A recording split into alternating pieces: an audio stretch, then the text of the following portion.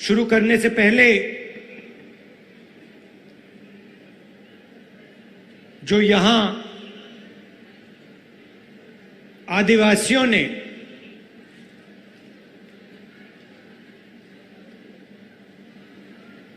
अंग्रेजों की लड़ाई में हिंदुस्तान को बनाने के लिए जो काम किया, जो कुर्बानी दी, उसके लिए मैं आप सबको दिल से, आदिवासी समाज को दिल से धन्यवाद करता हूं। आज आदिवासी दिवस भी है और इसके लिए मैं आपको बधाई देता हूं।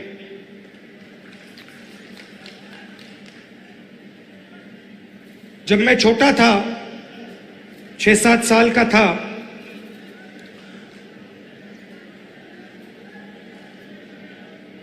तो मेरी दादी इंदिरा जी ने मुझे एक किताब दी थी। किताब का नाम तेंदू एक आदिवासी बच्चा, यह नाम था। और वो एक आदिवासी बच्चे की जिंदगी के बारे में किताब थी। वो जंगल में कैसे जीता था,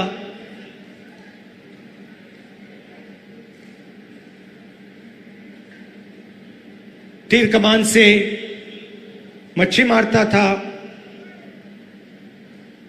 उसके माता पिता, उसका परिवार किस प्रकार से जीता था, उस किताब में लिखा था।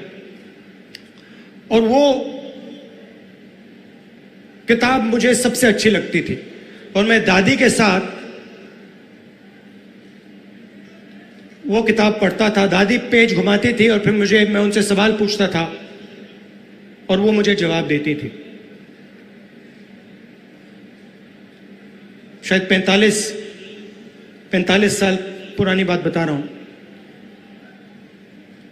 और मैंने उनसे एक दिन पूछा कि दादी, ये आदिवासी शब्द जो है, इसका मतलब क्या है? और जैसे आप जानते हो, वो आदिवासियों से बहुत प्यार करती थी, मोहब्बत करती थी।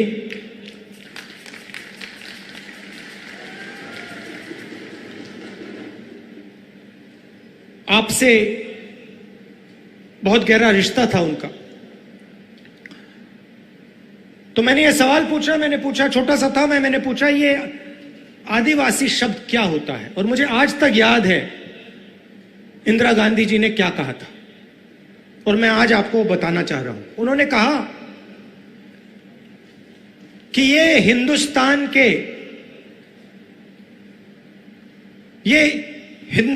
के पहले निवासी हैं। ये जो हमारी जमीन है, सुनिए, ये जो हमारी जमीन है, जिसको आज हम भारत कहते हैं, ये जमीन इन आदिवासियों की जमीन थी। और फिर उन्होंने कहा,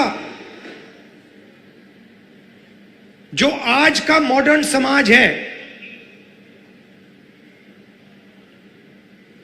उसको आदिवासियों से जिंदगी जीना समझना चाहिए। ये उनके शब्द हैं। जल, जंगल, जमीन के साथ क्या बर्ताव होना चाहिए, क्या रिश्ता होना चाहिए, आदिवासियों से सीखना चाहिए। मगर एक बात मेरे दिमाग में बैठ गई कि आदिवासी इस देश के, इस धरती के पहले निवासी थे।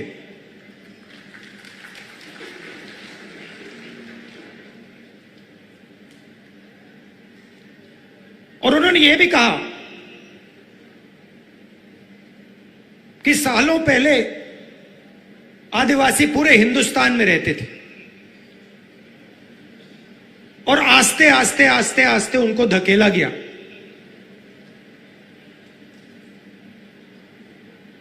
तो यह बात मेरे दिमाग में बैठ गई। आदिवासी पहले निवासी थे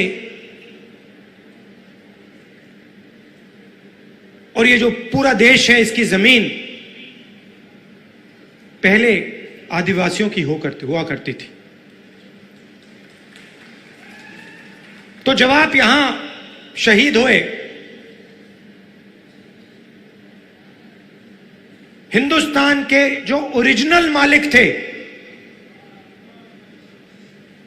वो यहां अंग्रेजों की गोली खाकर शहीद हुए। अब बीजेपी ने एक नया शब्द निकाला है, वनवासी। वनवासी का मतलब जो जंगल में रहते हैं। हम आपको आदिवासी कहलाते हैं। यह पूरा का पूरा देश आपका है और हम चाहते हैं कि आप जो भी करें, जहां भी करें, आप सफलता प्राप्त करें। चाहे आपके बच्चे कॉलेज में जाना चाहें, यूनिवर्सिटी में जाना चाहें, हवाई जहाज उड़ाना चाहें, कंप्यूटर चलाना चाहें, बिजनेस करना चाहें, इंडस्ट्री को चलाना चाहें, हम चाहते हैं कि आपको मौका मिलना चाहिए। जो भी आप करना चाहते हैं, जो भी आप अपने बच्चों के लिए सपना देखना चाहते हैं, वो आपका सपना पूरा होना चाहिए। अब वो क्या कहते हैं? वो कहते हैं आप आदिवासी नहीं हो, आप हिंदुस्तान के पहले निवासी नहीं थे।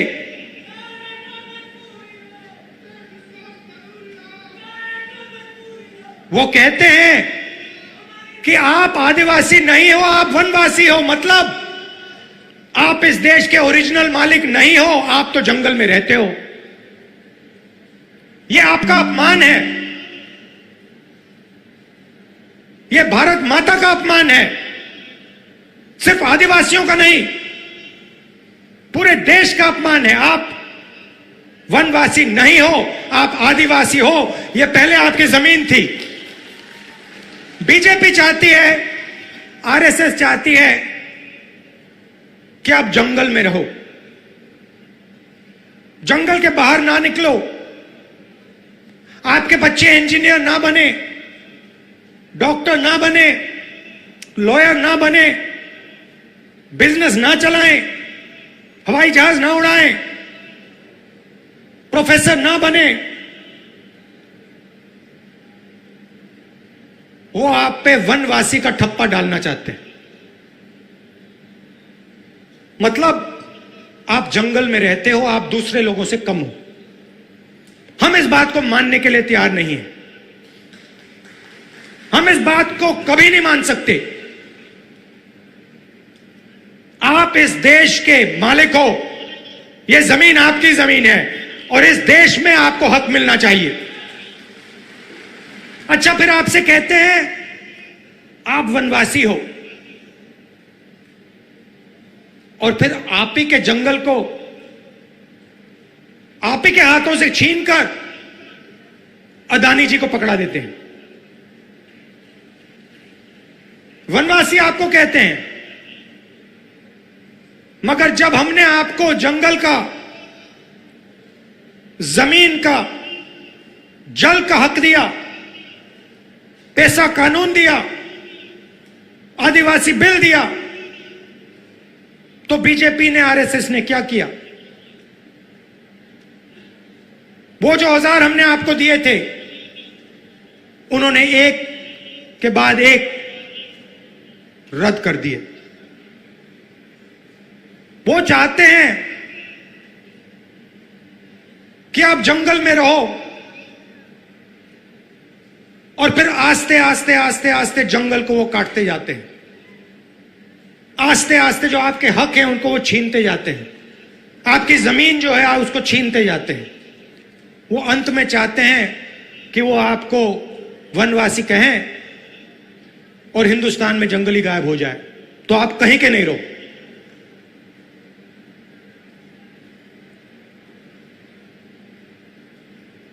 आप आदिवासी हो, आदिवासी थे और आदिवासी रहोगे, और इस बात को कोई बदल नहीं सकता, इतिहास को कोई बदल नहीं सकता।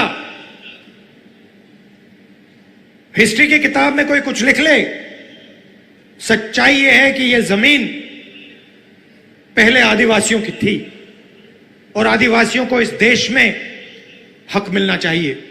कोई भी सपना देखने का हक मिलना चाहिए। आज मैंने पार्लियामेंट में भाषण दिया और अपने भाषण में मैंने कहा कि हिंदुस्तान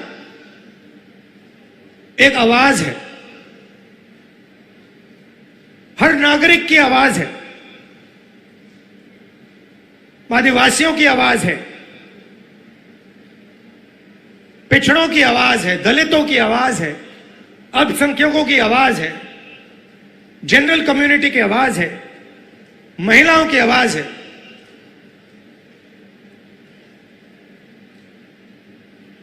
और जहां भी ये बीजेपी के लोग जाते हैं, हिंदुस्तान की आवाज को चुप करने की कोशिश करते हैं, दबाने की कोशिश करते हैं। आप देखिए, बीजेपी की सोच ने मणिपुर में आग लगा दी। 3-4 महीने से मणिपुर में आग जल रही है, लोग मारे जा रहे हैं, बच्चे मारे जा रहे हैं, महिलाओं का बलात्कार हो रहा है। मैंने पार्लियामेंट में बोला, मणिपुर में भारत माता की हत्या हुई है।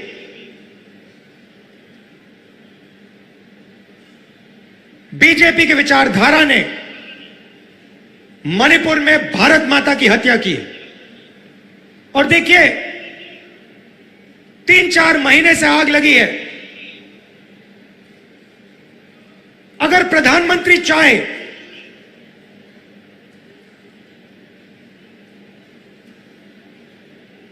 दो 3 दिन में उस आग को बुझा सकते हैं। अगर प्रधानमंत्री ने हिंदुस्तान की सेना को कहा कि इस आग को 2 दिन में बुझा दो, हिंदुस्तान मणिपुर में जो आग जल रही है उसको 2 दिन में बुझा देगी। मगर प्रधानमंत्री आग को जलाना चाहते हैं।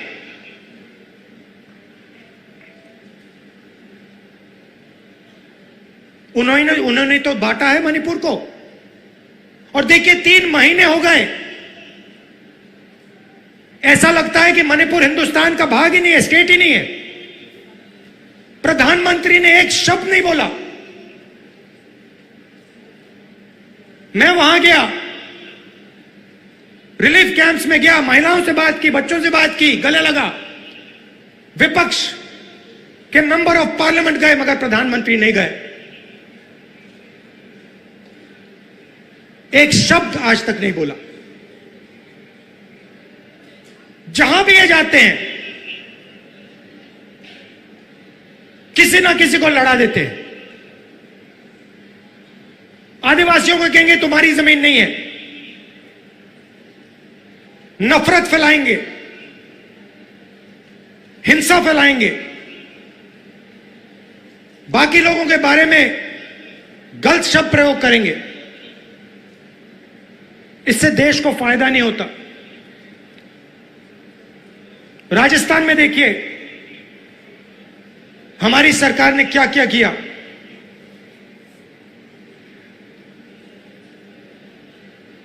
CM Chiranjeevi health insurance scheme देश का सबसे बेहतर हेल्थ इंश्योरेंस स्कीम है।